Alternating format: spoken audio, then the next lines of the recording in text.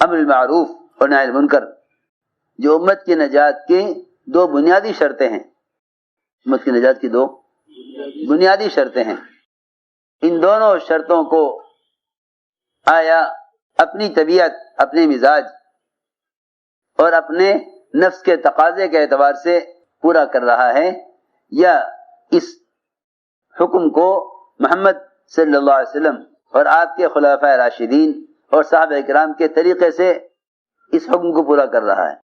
یہ غور کرنا پڑے گا۔ اگر دل میں ذرے کے برابر بھی منکر کرنے والے کی تحقیر ہے تو اللہ تعالی ایسے لوگوں سے منکرات سے روکنے کا کام ہرگز نہیں لیں گے، چاہے وہ کسی درجے کے لوگ ہوتے ہوں۔ اللہ ایسے لوگوں سے منکر کے ختم ہونے کا اور منکر سے روکنے کا کام نہیں لیں گے، ایسے لوگوں سے اللہ تعالی منکرات کے ختم ہونے کا کام نہیں لیں گے، بلکہ حدیث میں آتا ہے کہ جو مسلمانوں کے عیوب تلاش کرے گا ان کی پکڑ کے لیے یا ان پر غلبہ پانے کے لیے، حدیث میں فرمایا کہ ایسے لوگ امت میں فساد پیدا کریں گے، ایسے لوگوں سے اصلاح نہیں ہوگی۔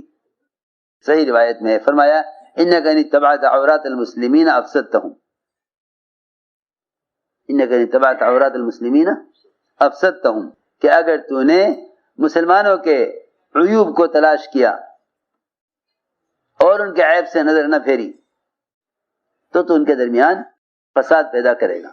میں نے غور کیا، جتنا بھی مسلمان جماعتوں کے درمیان فساد ہے یہ ایک دوسرے کی اصلاح میں نبوت کے طریقے سے ہٹے ہوئے ہیں، ایک دوسرے کی اصلاح میں، بالکل پکی بات ہے، یہ ایک دوسرے کی اصلاح میں نبوت کے طریقے سے ہٹے ہوئے ہیں۔ ان کے درمیان فساد اس لیے ہے کہ یہ امت کی اصلاح میں نبوت کے اسلوب و طریقے سے ہٹے ہوئے ہیں۔ میں عرض کرتا ہوں اسلوب نبوت کیا ہے اصلاح کا۔ ایک صحابی نے آ کے عرض کیا کہ یا رسول اللہ مجھے زنا کرنے کی اجازت دے دیجیے۔ یہ اتنا سخت سوال تھا، صحابی جانتے ہوئے کہ زنا کرنا حرام ہے، پھر آپ سے آ کر اجازت لینا کتنی بڑی گستاخی، بے ادبی اور کتنی بڑی جرأت ہے کہ جانتے ہوئے کہ زنا کرنا حرام ہے اور آ کر عرض کر رہے کہ مجھے زنا کی اجازت دے دیجیے۔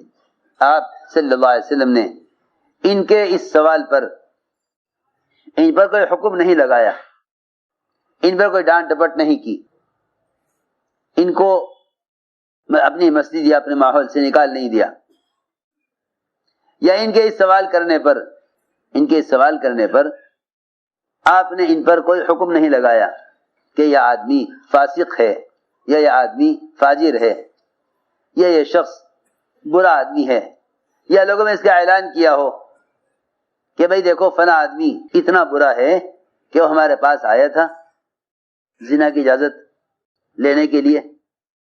آپ صلی اللہ علیہ وسلم نے اس کو بٹھایا اور بٹھا کر یہ فرمایا کہ تم زنا کی اجازت مانگ رہے ہو، اور یقینی بات ہے جس سے بھی تم زنا کرو گے وہ عورت کسی کی بیٹی ہوگی یا کسی کی بہن ہوگی یا کسی کی بیوی ہوگی۔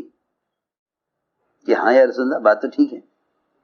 آپ نے فرمایا کہ تم یہ بتلاؤ اگر کوئی شخص تمہاری بیٹی، تمہاری بہن، تمہاری بیوی کے ساتھ یا تمہاری کسی رشتہ دار کے ساتھ یہ حرکت کرے تو کیا تم برداشت کر لو گے؟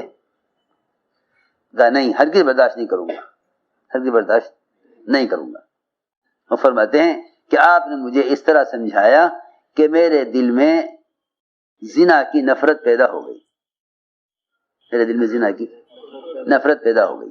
منکر سے روکنا تو ایک بنیادی امر ہے، لیکن اس کے آداب، اس کی شرائط لوگ نہیں جانتے۔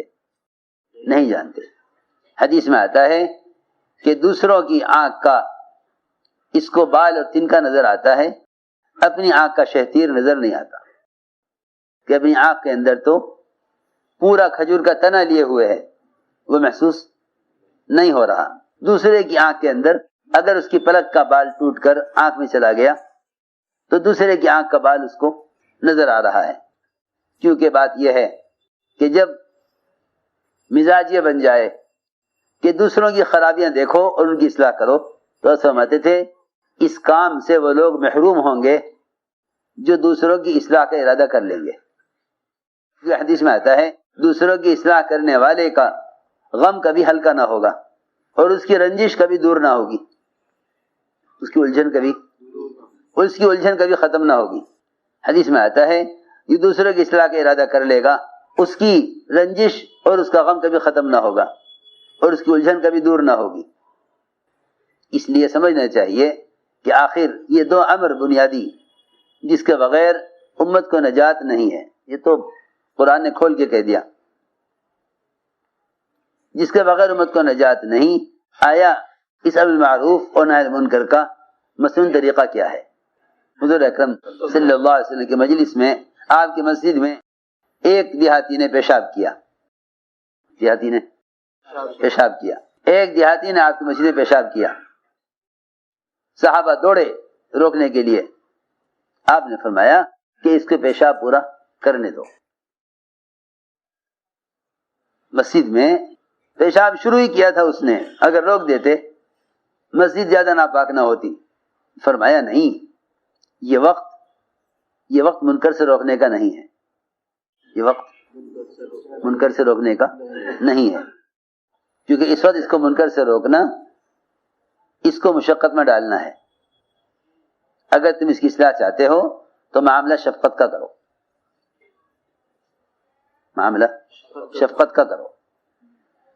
اگر تم اس کو منکر سے روکنا چاہتے ہو اور اس کو دین کی تعلیم دینا چاہتے ہو تو اس کے ساتھ معاملہ شفقت کا کرو. اسی لیے آپ نے فرمایا انا لکم بمنزلۃ الوالد اعلمکم، کہ میں تمہارے لیے باپ کی طرح ہوں، تمہیں تعلیم دینے میں باپ کی طرح ہوں. باپ کا مطلب یہ ہے کہ اولاد کی طرح شفقت کے ساتھ میں تمہیں تعلیم دینے والا ہوں. جب دوڑے صحابہ انہیں روکنے کے لیے، آپ نے فرمایا اس کو چھوڑ دو، اس کو پیشاب پورا کرنے دو. اس وقت منکر سے روکنا اس کو مشقت میں ڈالنا ہے. اگر تم اپنے آپ کو اس کی اصلاح کا ذریعہ بنانا چاہتے ہو تو تمہارے لیے پہلے اس کے ساتھ معاملہ شفقت کا کرنا ہوگا. چنانچہ آپ نے صحابہ کو روک دیا اور اس کو پیشاب کرنے دیا.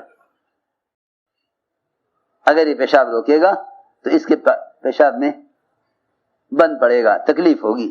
ایک مسلمان کو تکلیف دینا اگرچہ وہ خلاف شریعت عمل کر رہا ہے، ایک مسلمان کو تکلیف دینا اگرچہ وہ خلاف شریعت عمل کر رہا ہے، یہ اس کے گناہ سے بھی زیادہ بڑا گناہ ہے، اس کے گناہ سے بھی زیادہ بڑا گناہ ہے. آپ صلی اللہ علیہ وسلم تو اپنے سامنے حدود کا قائم کرنا بھی برداشت نہ کرتے تھے. آپ فرماتے تھے صحابہ سے کہ اگر کوئی شخص حد کو پہنچ جاوے، ہمارے پاس لانے سے پہلے ہی معافی تلافی کر کے معاملے کو ختم کر دیا کرو، معاملے کو ختم کر دیا کرو. ہمارے پاس معاملہ آ جائے گا تو ہمیں اللہ تعالیٰ کی حدود کو قائم کرنا پڑے گا. تم ہمارے پاس معاملہ لاتے ہی کیوں ہو؟ پہلے ہی نمٹا کر ختم کیوں نہیں کر دیتے؟ کسی کے منکر کو ہلکا کر کے اور اس کو معافی کی طرف لانا، یہ ہے امت کو دین سکھانے کا طریقہ. آپ صلی اللہ علیہ وسلم نے پہلا کام تو یہ کیا کہ صحابہ کو آپ نے منع کر دیا اس کو روکنے سے. جو پیشاب پورا کر چکا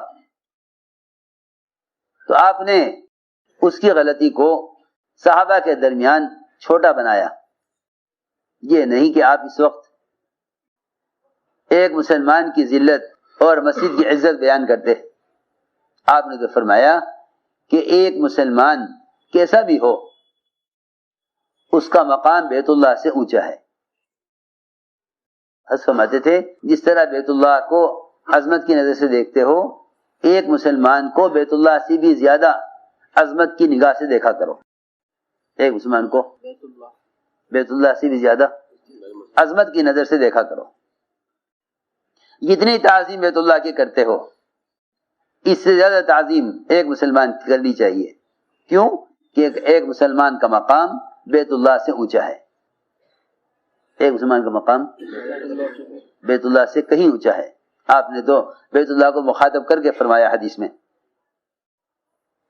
تیری خوشبو کتنی عمدہ ہے، تیرا احترام واجب ہے، پھر بھی میں تجھ سے کہتا ہوں ایک مسلمان کا مقام تجھ سے اونچا ہے، اور ساری دنیا کی مساجد بیت اللہ سے ادنا ہے. پھر یہ کیسے ممکن ہوتا کہ آپ ایک مسجد میں پیشاب کرنے والے کو کوئی سزا دیتے یا اس کو ڈانٹتے یا اس کو جھڑکتے یا صحابہ اس کو پیشاب کرنے سے روکتے؟ یہ کیسے ہو سکتا تھا؟ آپ جانتے ہیں ایک مسلمان کا مقام بیت اللہ سے اونچا ہے. آپ نے اس کی بے اصولی کو چھوٹا کیا. فرمایا صحابہ سے کہ یہاں ایک ڈول پانی کا بہا دو. یہ فرمایا شنو علیہ دلبم من ماء، ایک پانی کا ڈول یہاں بہا دو. صحابہ پانی بھر کے لائے ڈول میں، وہاں پانی بہا دیا، مسجد پاک ہو گئی.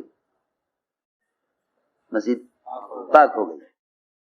آپ نے بلا کر اس دیہاتی کو سمجھایا کہ مسجد تو عبادت کے لیے اور ذکر و تلاوت کے لیے ہے، پیشاب بخانے کے لیے نہیں ہے.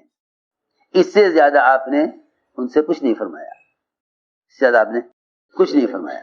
وہ دیہاتی اپنی قوم میں چلا گیا اعلان کرتا ہوا کہ ان کی تعلیم کا طریقہ یہ ہے، نہ مجھے ڈانٹا، نہ مارا، نہ جھڑکا، کہ میں نے اتنی بڑی غلطی کی کہ مسجد میں پیشاب کر دیا.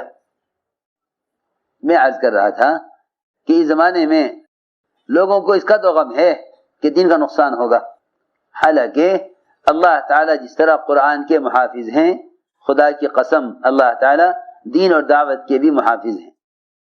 یہ تو کام کرنے والوں کو دھوکہ ہے، کام کرنے والوں کو دھوکہ ہے، اور یہ شیطان کے جال میں پھنس گئے اس خیال سے کہ کام کا نقصان ہوگا، لہذا کام کی حفاظت کے لیے فساد کرو.